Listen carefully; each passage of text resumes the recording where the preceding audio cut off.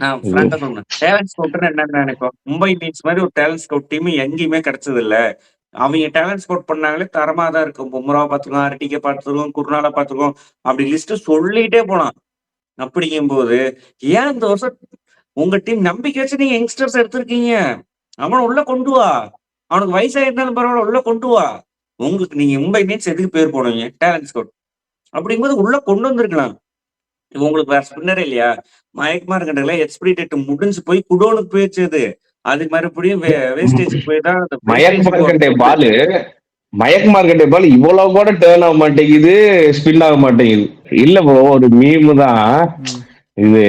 படிதார் வந்தவொடனே படிதார் நல்லா ஸ்பின் ஆடுவான்ல அப்படின்னு சொல்லிட்டு ஒரு மீம் போட்டு, அப்ப மயக் மார்க்கெட்டுக்கு தானே பவுலிங் கொடுக்கணும், அந்த மாதிரி போட்டுருந்தாங்க. பைத்தியக்காரனாட்ட என்ன மூவ் பண்றானே தெரியல. இதெல்லாம் டோட்டல் டிசப்பாயின்மெண்ட்.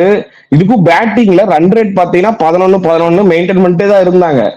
ஆனா எங்க மேட்ச் விட்டாங்க, அந்த எக்ஸ்ட்ரா 20 ரன் அந்த மயக் மார்க்கெட்டே வரும், 40 ரன் 2 ஓவருக்கு.